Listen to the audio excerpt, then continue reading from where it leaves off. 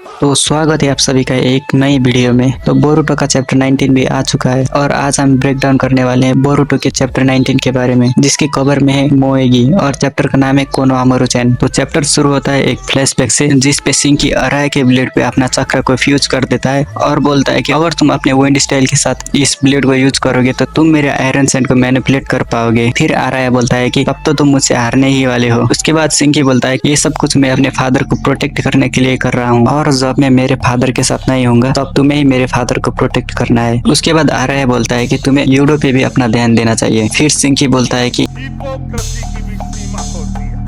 उसके बाद फ्लैशबैक खत्म होता है और हम आते हैं प्रेजेंट टाइम पे, जहाँ सारादा, मित्सुकी, अराया और योडो रयू से फाइट कर रहे हैं। फिर अराया अपने ब्लेड से रयू के आयरन सैंड को ही काट देता है। फिर अराया मित्सुकी और सारादा से बोलता है तुम्हें अटैक पे ध्यान देना चाहिए और मैं डिफेंस पे ध्यान दूंगा। उसके बाद रयू बोलता है कि तुम बस ओवर कॉन्फिडेंट हो रहे हो, जिससे सिर्फ मुझे दिक्कत हो रही है। फिर वो अपने आयरन सैंड पे उन पर अटैक करता है। फिर अराया अपने ब्लेड से उसी आयरन सैंड को काट देता है। फिर रयू अपने आयरन सैंड से साइड से उन पे अटैक करने लगता है, लेकिन योडो की सुनने की शक्ति ज्यादा होती है, इसलिए वो पता लगा लेती है कि अटैक कहाँ से आ रहा है। उसके बाद योडो अराया को बोलती है तो वो उसके आयरन सैंड को काट देता है। उसे देखकर रयू भी सोचने लग जाता है कि वो मेरे आयरन सैंड को सेंस भी कर सकता है। फिर सारादा अपने फायरबॉल जुत्सु से रयू पे अटैक करते हैं, लेकिन रयू अपने आयरन सैंड से सील्ड बना के उससे बच जाता है। उसके बाद मित्सुकी अपने स्नेक से रयू को जकड़ लेता है, लेकिन रयू आयरन सैंड पे कन्वर्ट हो जाता है और वो गायब हो जाता है। ये देखकर वो चारों भी शॉक हो जाते हैं, लेकिन योडो के आयरन सैंड के फुसफुसाहट की आवाज आ जाती है और अराया अपने ब्लेड को उस तरफ पॉइंट करता है और अराया यूज करता है सैंड स्लिंग ब्लेड जुत्सु। उसे देखकर रयू भी शॉक हो जाता है। वो मेरे आयरन सैंड को सिर्फ मैनिपुलेट ही नहीं कर सकता, इकट्ठा भी कर सकता है। और जैसे ही रयू की बॉडी दिखने लगती है तो मित्सुकी अपने स्नेक से उसे धकेल देता है।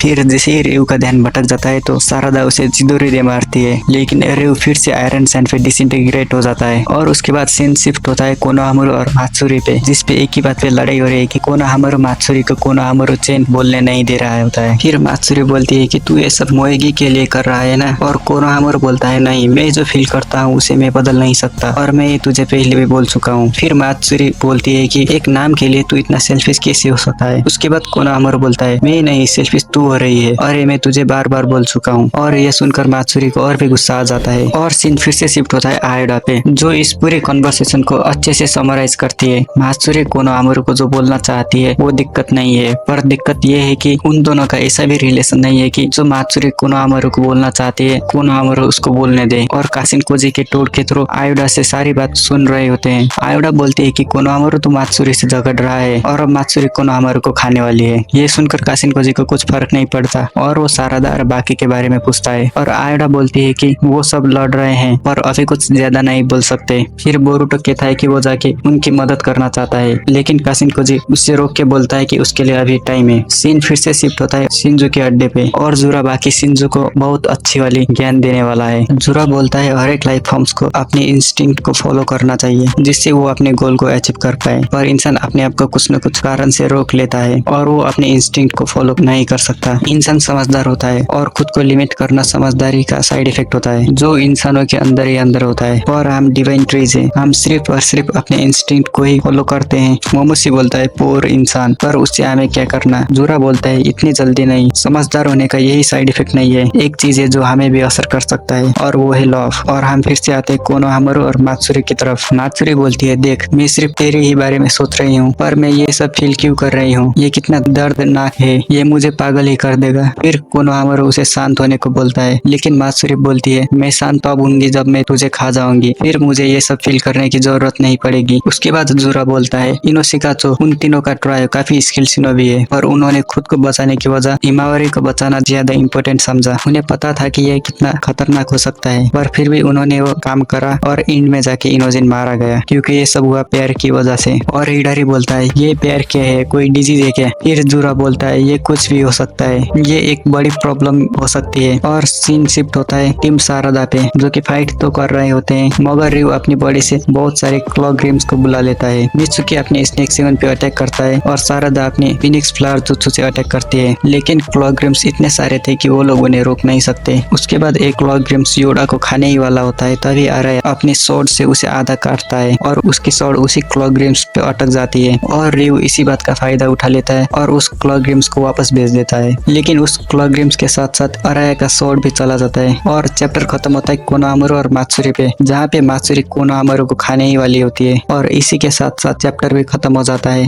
अगर वीडियो अच्छी लगी तो लाइक करना, सब्सक्राइब करना। तो मिलते हैं किसी नए वीडियो में।